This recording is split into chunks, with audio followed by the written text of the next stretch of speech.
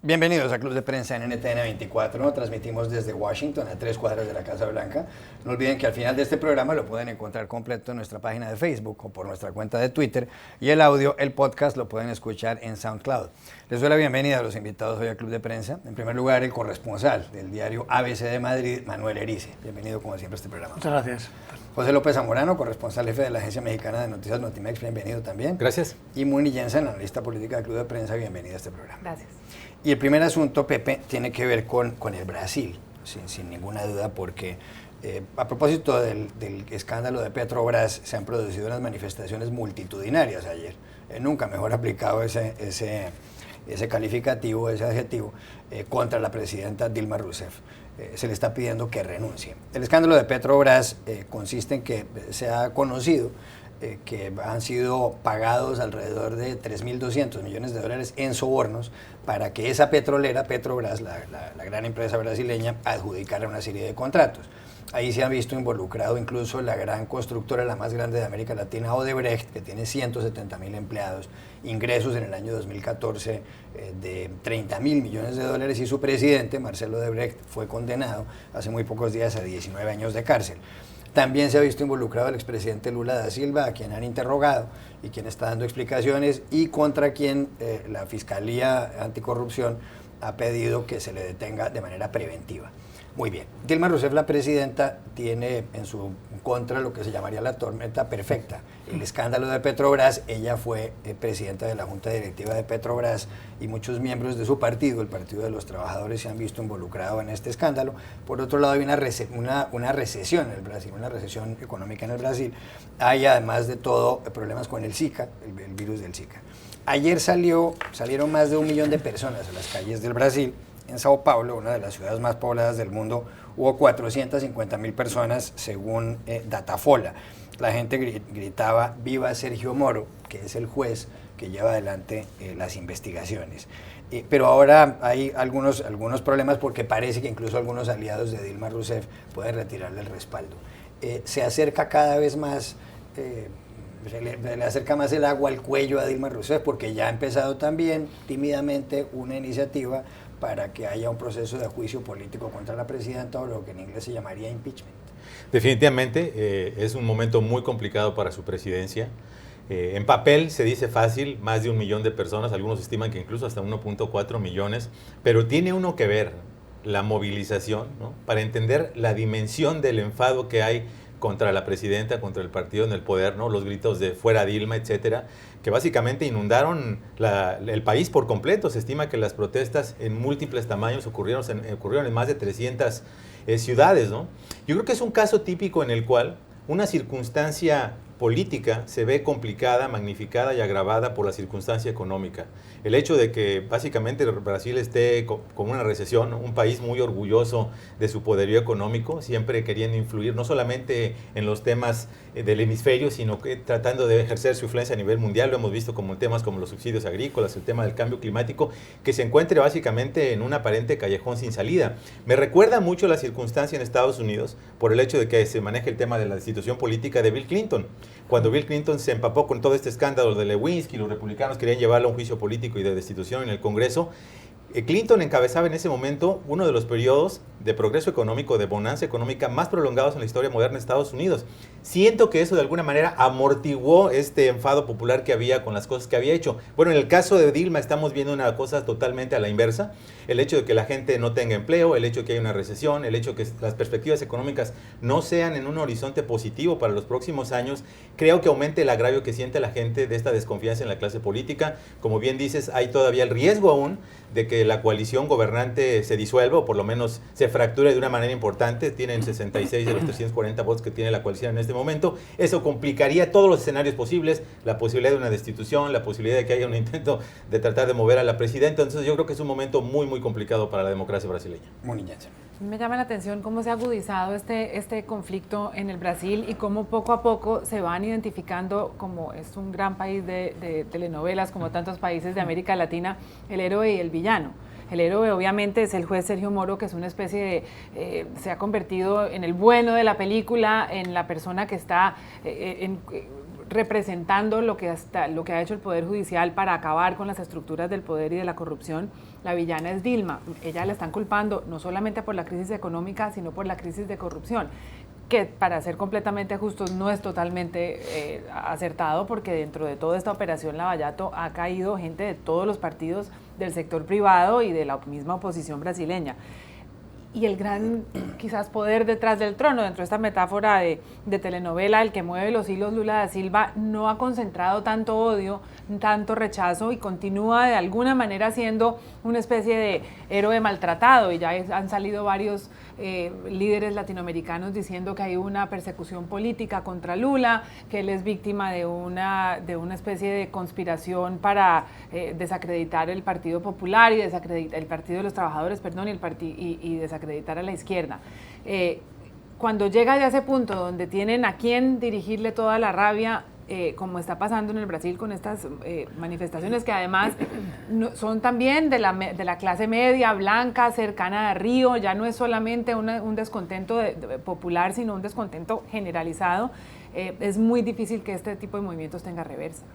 Manuel, el diario ABC de Madrid justamente publica, a propósito de la coalición que en el Congreso brasileño apoya a Dilma Rousseff, un artículo con respecto al vicepresidente brasileño, a Michel Temer, que es del partido del Movimiento Democrático Brasileño, el PMDB por sus siglas en español y en portugués también. Y como contaba Pepe, este partido tiene 66 de los 340 votos de la coalición gobernante en el Congreso, en una Cámara que tiene 503 escaños. Pues el sábado hubo convención del partido y la gente en la convención, los que estaban asistiendo a la convención, le pedían la renuncia a Dilma Rousseff. El señor Temer dice que no, que hay que esperar, que en lugar de construir barreras hay que tender puentes. Esto fracturará la coalición gubernamental, porque si eso llega a ocurrir en un proceso de enjuiciamiento político, se le puede complicar aún más la cosa a Dilma Rousseff. Claro, es que luego cuando ya hablamos de aritmética parlamentaria para sostener el gobierno, entramos en otra variable más de todo lo que son ahora las arenas movedizas que tiene bajo sus pies Dilma Rousseff. Yo creo, incluso se están planteando, esta es la crisis que se está planteando a lo mejor incluso cambiar el propio sistema, convertirlo en un sistema parlamentario en vez de presidencialista, en fin. Yo la crisis de Brasil ahora mismo es tan profunda que cualquier cosa puede ocurrir. Yo me acordaba esta mañana de lo que era el Brasil de hace muy pocos años, en la primera legislatura, el primer mandato de Dilma Rousseff, bueno, cuando Brasil ganó el Mundial, las Olimpiadas que están pendientes, por cierto, complicadas también, como decías muy bien, por la tormenta perfecta del Zika, etcétera. ¿Cómo puede un país de repente tomar una deriva tan complicada, tan compleja, de un país que estaba en plena ebullición, en pleno crecimiento, de un país que logró incrementar, ensanchar la clase media de una manera brutal, espectacular? Por cierto, siempre se habla mucho del gran trabajo de Lula. Yo creo que el primer presidente, a mi juicio, que fue el que cambió realmente, puso las bases del Gran Brasil, fue Enrique Cardoso, previamente. Pero es verdad que toda esta corrupción no es nueva, la corrupción viene ya de la etapa de Lula. Como decía muy bien Muni, que de alguna manera se está librando un poco de las críticas, del foco de las críticas, pero yo creo que la corrupción viene de muy atrás, y es verdad que ahora mismo, claro, vivimos en una sociedad muy diferente, una sociedad de redes sociales, de internet, donde el enfado se canaliza inmediatamente y se lleva a la calle. Bueno, recordaréis que durante el Mundial hubo unas manifestaciones muy importantes, muy numerosas también ya, de protestas contra Dilma, y todo eso ha ido derivando en una situación cada vez peor. ¿Qué ocurre? Que efectivamente la economía, como muy bien decías, está en caída libre en estos momentos, y la situación es muy complicada. Es un cóctel explosivo que puede salir por cualquier lado, y yo creo que para Dilma la situación es muy, muy difícil.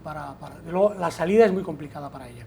Quiero seguir con usted y con otro asunto, e irnos del Brasil a Alemania, porque ayer hubo elecciones en 3 estados alemanes, de los que componen al país, al estado total alemán. Había elecciones en 2 estados que están en el suroccidente, que son Renania-Palatinado y Baden-Württemberg, y había también elecciones en otro estado, en Sajonia-Anhalt, que está mucho más cerca de Berlín, en el centro este del país. ¿Qué ocurrió ahí? Que el resultado no favorece a la señora Angela Merkel. Angela Merkel es la canciller federal alemana, es decir, la jefa del gobierno alemán.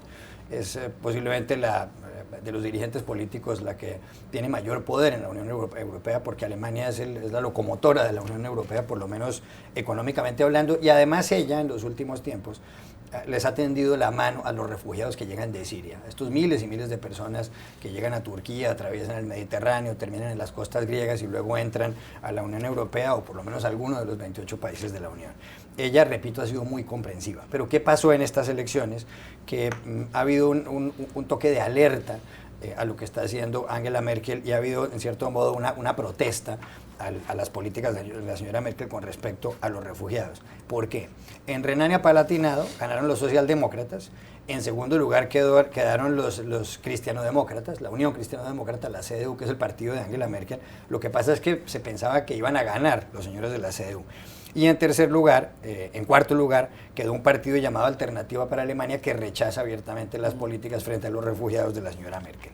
En Baden-Württemberg ganaron los verdes. En segundo lugar quedó el partido de Angela Merkel, pero cayó un 27%. Es el peor resultado que ha tenido en muchísimo tiempo. Cayó al 27%. Y en tercer lugar quedó nuevamente Alternativa para Alemania con una votación del 15%, que es impresionante. Y en Sajonia-Anhalt, la Alternativa para Alemania logró una cuarta parte de los votos. ¿Quiere esto decir que empieza a generarse en Alemania un descontento con esas políticas comprensivas nuevamente hacia las personas que vienen de la guerra en Siria y que esto le va a complicar la vida a Angela Merkel de cara a las elecciones generales que son el año entrante? Bueno, sí, efectivamente. Lo primero que hay que decir es que ahora mismo Europa está viviendo una situación muy, muy delicada con la crisis de los refugiados. Estamos hablando de que Angela Merkel ha dado el visto bueno a la entrada de 1.100.000 refugiados, 1.100.000, que se dice pronto. Antes hablabas del millón, pues 1.100.000 refugiados. Angela Merkel siempre ha tenido una política social, siempre ha sido una centrista, ¿no? Ha sido muy criticada su política económica vista desde el resto o algunos países europeos, pero su política social en Alemania siempre ha sido bueno, pues muy social, muy en ese sentido, muy abierta, con esa posibilidad de acogida de refugiados que ahora se ha multiplicado por X precisamente por la explosión de refugiados que vienen de Siria. Pero claro, esto, además de que en Alemania para ella se complica mucho el futuro como líder y el futuro político y el futuro electoral, como bien decías, yo creo que la lectura, si nos equivocamos, solamente es una lectura alemana, es una lectura europea, es una lectura de una crisis tremenda a la que hay que dar una solución europea y va a ser muy complicado darle, porque estamos hablando de una procedencia masiva de refugiados con la que, bueno, hemos visto hasta hace muy poco tiempo que durante meses Europa no se ponía de acuerdo en qué hacer con los refugiados. Algunos directamente rechazaban, han cerrado las fronteras, países como Hungría o en fin, algunos países más, y otros, bueno, como Alemania, han sido más generosos. ¿Qué ocurre? Que esa generosidad se ha vuelto en contra de Merkel. Bueno, pues porque ha habido sucesos recientes en los últimos meses, incluso recordaréis que en Navidad hubo algunos sucesos en Colonia, fundamentalmente de jóvenes inmigrantes que agredieron incluso sexualmente a algunas mujeres alemanas. Bueno, se ha complicado mucho la situación porque se acusa a Merkel de mucha generosidad cuando hay un malestar interno precisamente contra esos inmigrantes a los que se permite entrar. Yo creo que es una situación muy compleja y que me da la sensación de que ha encendido una mecha. Espero que no vaya a más, pero desde luego el problema es que ha surgido un partido, como bien decías, que es un poco el Frente Nacional francés trasladado a Alemania, que es un partido racista, que es un partido donde en alguna manifestación ha habido gritos de Heil Hitler. Estamos hablando de una cosa muy seria y muy peligrosa, no para Merkel, sino para toda Alemania. 30 segundos, Pepe. Pero yo creo que el resultado no está tan claro, es más bien paradójico, ¿no? Porque si bien es cierto que hubo este ascenso del nativismo, ¿no? Y de alguna manera se puede interpretar como un rechazo a las políticas hospitalarias de Merkel, lo cierto es que, por ejemplo, en la provincia de Baden-Württemberg ganaron los verdes, y los verdes tienen una política muy pro refugiados, otros políticos que tienen una política pro refugiados también ganaron. Entonces yo pensaría que es que aquellas personas donde los temas sociales son muy importantes, evidentemente hay un voto de rechazo, pero aquellas personas donde no ocupan un lugar central, evidentemente hay un ascenso. Yo creo que esto no va a ser necesariamente que cambie significativamente la posición de Merkel. Yo creo que no es una sorpresa el resultado de esta elección y, como dice Pepe, tiene buenas y malas noticias para Angela Merkel, que aparte de todo, ella sabe que está de todas maneras al final de un mandato muy largo y quiere construir su legado, y ella ha tomado esa decisión de una manera muy pensada, como ha tomado todas las otras. Lo que lo que es un riesgo, sí, lo mencionaba Manuel, es que ella tiene el timón de Alemania y Alemania tiene el timón de la Unión Europea, incluso en los temas de refugiados, donde ella está negociando en este momento justamente este acuerdo con Turquía. Y Alemania está polarizada, ya no de izquierda a derecha, sino en pro o en contra de la inmigración. De hecho, los verdes apoyando a Angela Merkel es justamente por ese motivo. Y si se cae el timón de la Unión Europea, que es Angela Merkel, o si por lo menos se debilita, yo creo que ahí hay una coalición frágil que ha estado muy, muy sostenida por ella y que empieza a cuestionarse de una manera muy profunda. Ya regresamos a Club de Prensa. Volvemos a Club de Prensa en NTN 24. Muni, sigue la campaña presidencial aquí en Estados Unidos. Se están escogiendo los candidatos, eligiendo los delegados para las convenciones republicana y demócrata de la segunda quincena de julio. En el Partido Republicano sigue de número 1 el señor Donald Trump, que es el que más delegados tiene, pero sobre todo en el fin de semana, no solamente él tuvo que suspender una manifestación en Chicago por actos de violencia, y en las manifestaciones del señor Trump hay mucha violencia, hay partidarios del que cogen a puños a personas que llegan allá a protestar, pero lo que ha ocurrido es que sus tres competidores, los otros tres precandidatos, John Kasich, el gobernador de Ohio, Marco Rubio, el senador cubanoamericano de la Florida, y Ted Cruz, el senador hispano, bueno, aunque no habla mucho español, algo así, de Texas, Ted Cruz, dicen que el señor Trump, y también lo acusan del lado demócrata, Hillary Clinton y Bernie Sanders, los precandidatos, es el responsable de este ambiente de violencia y de este ambiente tan tenso en la campaña. ¿Es el señor Trump el responsable? Es la campaña y la forma como ha manejado la campaña lo que ha generado un clima de lo que era antes casi violencia y ya se está convirtiendo en actos físicos de violencia. Y esta frase de sáquenlos es una frase que no es para nada encaminada a apaciguar los ánimos. A mí lo que me parece muy llamativo es que en la medida en que se polariza, esa palabra la usamos demasiado, más el ambiente, se hace mucho más fuerte y se vuelve muchísimo más arraigada la Trumpmanía, la gente que apoya por encima de todo a Donald Trump. La pregunta de mañana, donde se celebran varias primarias, es si es más arraigada y más amplia o si es más arraigada y se va reduciendo por personas que de pronto se aburren del ambiente de tanta confrontación. Estaba leyendo una encuesta de diciembre del año pasado donde el 69% de los americanos se declararon muy enojados. Yo soy colombiana y yo me pregunto por qué están tan enojados en un país donde tienen menos del 6% de desempleo y donde hay unos servicios públicos y una situación y un bienestar bastante superior al que hay en los países que quizás están representados en esta mesa. Y leyendo un poco más, se descubren razones como pues la falta de un progreso real de la economía. La economía rebotó, pero no se ha visto en los bolsillos de la gente. El hecho que la demografía cambió con la llegada de tantas minorías. Y más que todo las peleas en la ciudad, en Washington, las peleas políticas y la polarización del clima. Yo todavía no entiendo realmente de qué se quejan tanto y creo que el beneficiado de toda esta pelea es Ted Cruz, que es mucho más polarizante que Donald Trump y ha quedado aquí como Sor Teresa de Calcuta. ¿Es Donald Trump, Pepe, el responsable de este ambiente tan tenso en la campaña? Y eso que mañana hay elecciones primarias importantísimas en 5 estados, en Florida y Ohio, las dos más importantes, y también en Missouri, Illinois y Carolina del Norte. ¿Es Trump el responsable? Porque, por ejemplo, cuando echan a alguien de alguno de los mítines de él, él le pregunta al que acaba de protestar, ¿es usted mexicano? Bueno, ¿qué dice usted como mexicano? Definitivamente es responsable. El lenguaje, la retórica belicosa, beligerante, de confrontación, divisionista, ¿no? Escuchaba hoy al alcalde de Nueva York, Bill de Blasio, que es demócrata, decir que básicamente es un tono racista, ¿no? Recordaba justamente el tipo de incitación a la violencia del gobernador de Alabama, George Wallace, ¿no? Cuando justamente en la época de la segregación lo que decía era vamos a golpear a estos manifestantes, ¿no?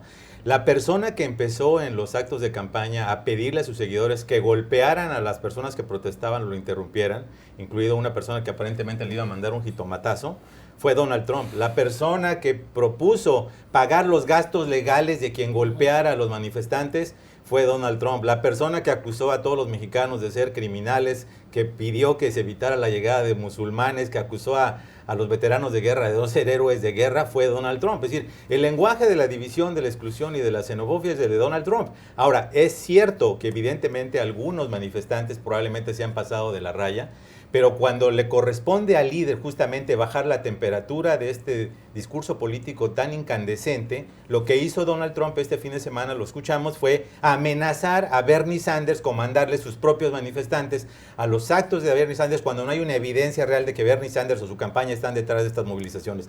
Definitivamente Donald Trump es responsable y esto habla nuevamente muy mal, echa muy mala luz de su liderazgo político. Y usted escribe en el diario ABC un artículo titulado Ted Cruz, el verso suelto de la radicalidad. ¿Es Cruz más radical que Trump en 45 segundos?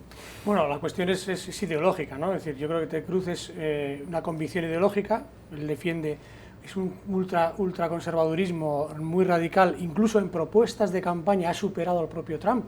Por ejemplo, en inmigración, cuando realmente lo que ha llegado a decir es que la gente que se le expulse no podrá entrar nunca en Estados Unidos, bajo ninguna circunstancia, ni siquiera legalmente. O cuando propuso bombardeos indiscriminados contra Daesh, sabiendo incluso dentro de las propias ciudades donde hay niños y mujeres. Es decir, pero es una cuestión ideológica. Él tiene una forma de pensar muy basada en cuestiones religiosas, conservadurismo profundo americano, originario, y esa es una cuestión ideológica. El señor Trump es una cuestión, su ideología es el trumpismo, es él es su ideología. Entonces puede ser radical en muchas cosas, pero desde el punto de vista ideológico nadie sabe exactamente cuál es su ideología, más que él mismo, ¿no? Esa es la gran diferencia. Ya regresamos a Club de Prensa. Último minuto en Club de Prensa para hablar sobre un artículo que publica el Washington Post y que tiene que ver con las ratas y los ratones, porque en esta ciudad hay muchas ratas. Bueno, hay de los dos tipos, hay personas a las que les cabe el calificativo de ratas, pero también hay ratas y ratones. Y cuenta el Washington Post como Washington es una de las ciudades donde hay más cantidad de roedores. En algún ranking está detrás de Chicago y Los Ángeles, y prácticamente no hay ningún edificio público donde no haya ratas, dice el señor Wayne White, que es experto en este asunto. Se recuerda que Andrew Johnson, presidente que reemplazó a Abraham Lincoln, alimentaba ratones en la oficina oval de la Casa Blanca, y Barbara Bush, primera dama de Estados Unidos, alguna vez que se lanzó a la piscina para nadar en la Casa Blanca, vio que en la piscina estaba nadando al lado de ella una rata gigantesca, que solamente pudo ser ahogada por su marido, George Bush, que era presidente, padre de George W., y por el perro Springer Spaniel que tenían como mascota ahí. ¿Es porque aquí en Washington todo el mundo acostumbra a almorzar en los escritorios de trabajo y deja comida por ahí? ¿O usted que es el que más tiempo lleva aquí en Washington? Es una de las razones, pero déjame decirte que hubo un líder de la mayoría republicana del Congreso que profesionalmente se dedicaba a exterminar pestes, Tom DeLay. Así que por algo lo llevaron al Capitolio. Pero déjame decirte yo que soy inquilino del Edificio Nacional de Prensa. Te puedo confirmar y testificar que sí hay ratones. Incluso en el Edificio Nacional de Prensa hay un experto que hace visitas periódicas a todas las oficinas para hacer la evaluación de dónde están los ratones y tratar de exterminarlos. 15 segundos. Bueno, yo no soy experto ni he estudiado esto, pero yo creo que entre ratones y ratas hay una diferencia muy importante. Sí. Y yo creo que las ratas me da la impresión de que están muy relacionadas con la suciedad y no tanto con el hecho de que de hecho, yo vi hace 2 o 3 días una muy grande, muy cerquita, pero me da la impresión de que es un tema de suciedad y de el Washington Post está muy interesado en este tipo de noticias porque en la reciente mudanza que hicieron de un edificio a otro, una mudanza que destruyó muchos años de historia, encontraron que los ratones los persiguieron de la oficina original a las oficinas nuevas. En el edificio donde yo vivo he visto ratones en algunas ocasiones y en todas partes, y ratas en Washington he visto del tamaño de esta mesa muchísimo. Gracias a los tres, a ustedes los espero mañana en Club de Prensa.